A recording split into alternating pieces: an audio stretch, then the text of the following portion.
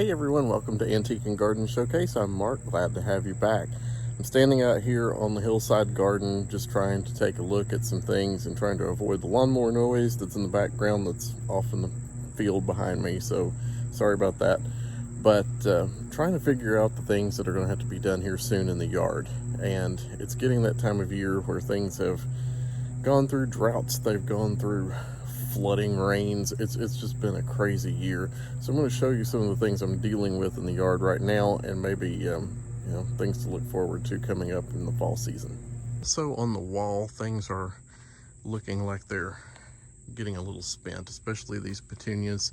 These were the ones that I picked up from my local college agricultural center, and those, I don't know what variety they are, but I think they're almost past being even cut back at this point. So these will probably come out, and I'll just focus on tidying up the grasses a little bit here soon and keeping those looking well. The caladiums probably need a little breathing space there too, and I'll cut leaves out with holes like that one and kind of make those look a little better too. This section right here, it's kind of been a free-for-all all year, and I noticed I have a section right here that's starting to die out. I don't know what's going on there, but the caladiums did come back. They came back in every pot, you know, now that summer's nearing end here. And then the Supertunia Vista Paradise from the other side over here have made their way across the wall and are doing a nice little show between the Dichondra Silver Falls. So I'm just leaving those as they are right now. It's a nice splash of color in that little area. The driveway island from the front still looks really good. There are some things that are getting a little spent. I need to get time to trim in here, and actually it's been so wet lately you can't get in here to do anything. The snapdragons would probably benefit from being deadheaded a little bit and get the seed pods off of there, and they might actually bloom again the way that they've been doing. Some of them are kind of getting buried behind the marigolds and everything else going on here. And there's a really nice weed that needs to come out of there as well. Cleopatra's continuing to bloom. That's a really pretty one. Here's some more deadheading I need to get in here and do. There's just not enough hours in the day sometimes when you're running a retail business and trying to do this, and you have a sick parent too you're trying to help take care of. But anyway, we'll get it done. I see some more weeding needs to be done here. There's a tree that's coming up, and the little quickfire hydrangea is really pretty though right now too. I always like this view from this area. I think it's really pretty. The front of the house and the colors looks really nice from the neighbor's side over here. Anyway, that's a little bit about the driveway island and where it's at right now. I need to get in here and also deadhead those cannas, and maybe they'll flesh back out a little bit more. And ooh, there's something I've not seen in the first one. Stink bugs for 2022. Ugh, yuck. Those are the biggest nuisance. If you don't have them in your area, be thankful, be thankful, be thankful, because they will get everywhere trying to find a winter home. And now that I've seen them, I've got to do some things to make sure they don't try to take up residence anywhere. This garden is still looking great. Probably needs a little trim up on the boxwoods here soon. The one I had to replace is actually filled in fairly well over here. I see new growth on it, so it's doing well. I've kept this, this urn is on drip system. The rest of it I've watered this summer, but still a really pretty place in the front of the house. This is a combination I would definitely do again another year maybe, but it's been one of my favorite areas this year.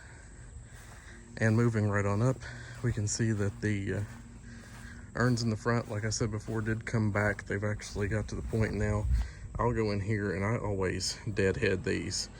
It always helps bring them out more, and that's what I did before, was I deadheaded all the verbena, and then they came back good. Now my next door neighbor has fired up a leaf blower, so I'm going to turn this off and then we'll get back to it in just a minute. All of the front porch caladiums are doing really well. They are hanging in there through it all. White Wonder in this is beautiful with this Plum Geranium. Clowning around has become a beast this year. I mean, these are 12-inch leaves, and this thing is at least 36 inches in diameter. And you can kind of tell by the tabletop and the width of the window. It's been an awesome plant this year. And then, of course, the front porch urns by the doors look really good. Everybody that comes up, they're like, oh, those are the prettiest colors and everything together. So this has been a real winner this year. Blushing Bride and the Creeping Jenny.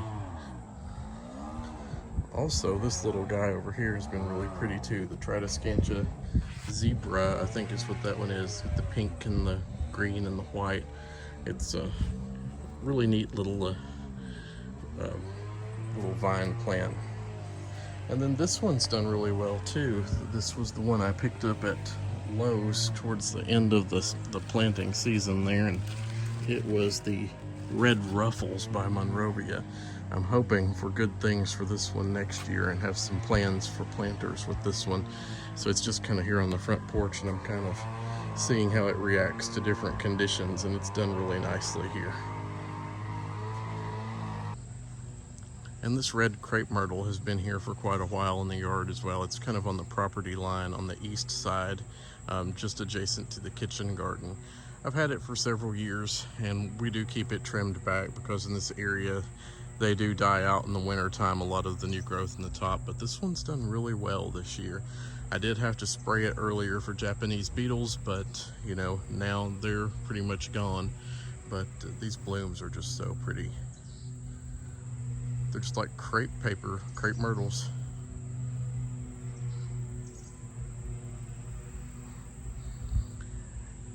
And that takes us right on over to the east side of the kitchen garden. We've got a morning glory that refuses to bloom on the trellis there. Hoping soon that maybe it might actually produce some blooms. And then I have my first dahlia. This is the first dahlia that has ever thrived in this yard ever.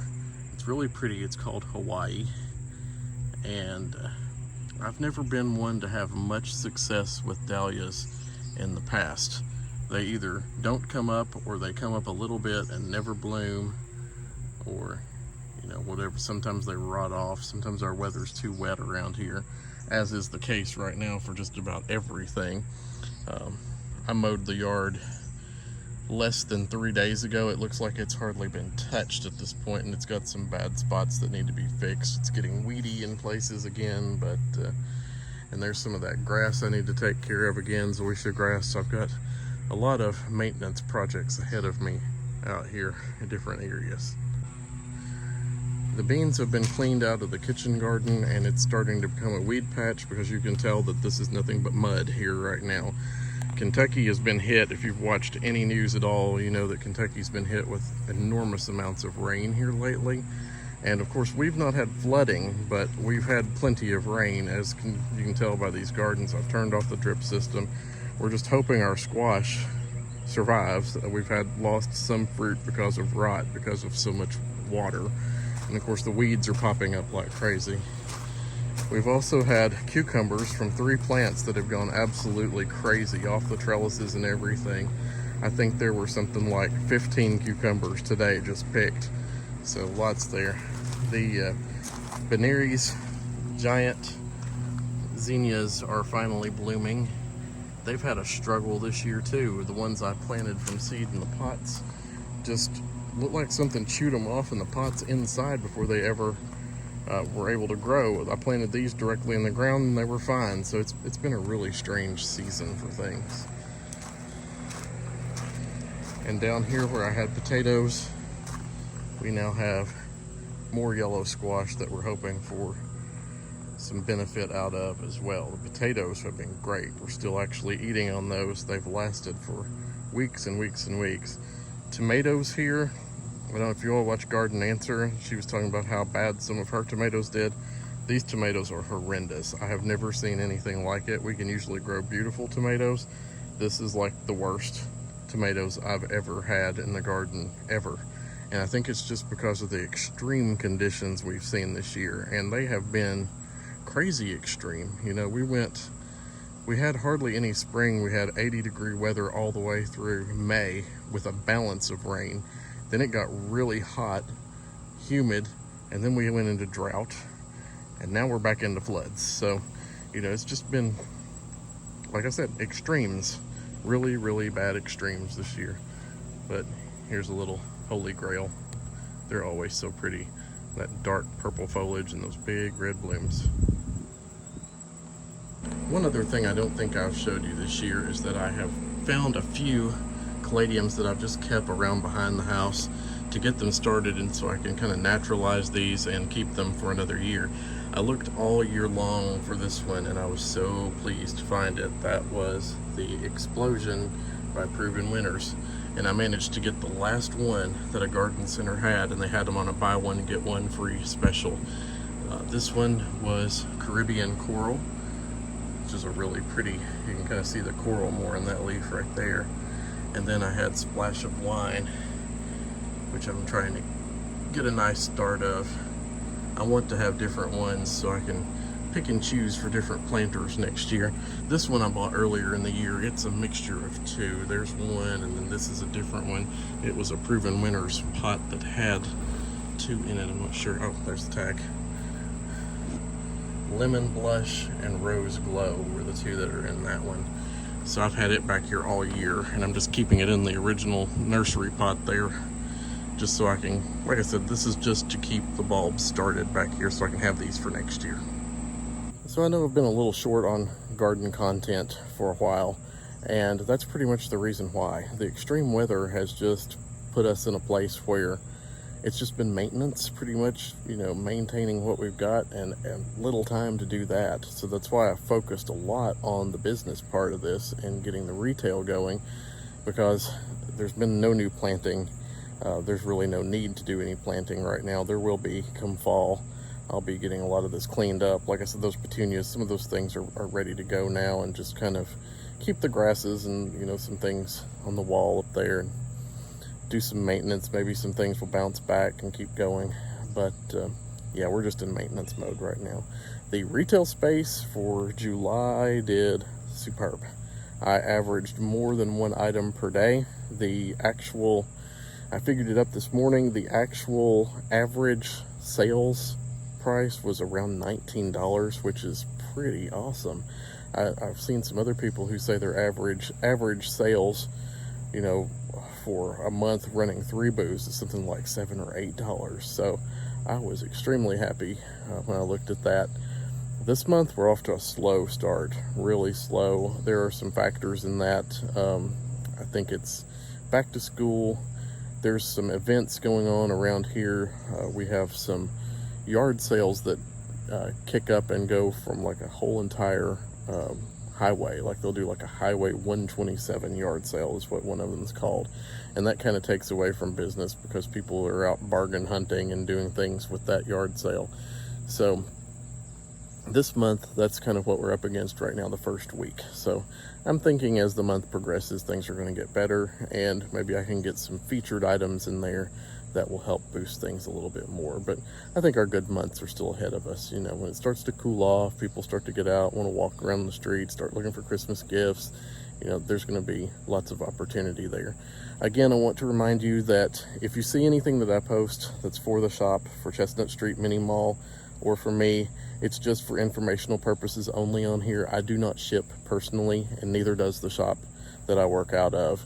And it's just a convenience factor for both of us right now. I don't have the time to ship, neither does the shop. It's a one-owner shop.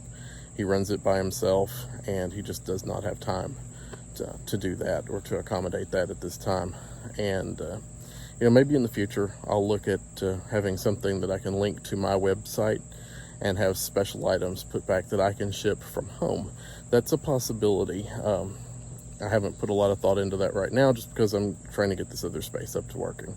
And anyway, I'm going to kind of end that on that note today, and I'm glad you're here. If you are new to the channel, would love to have you as a subscriber.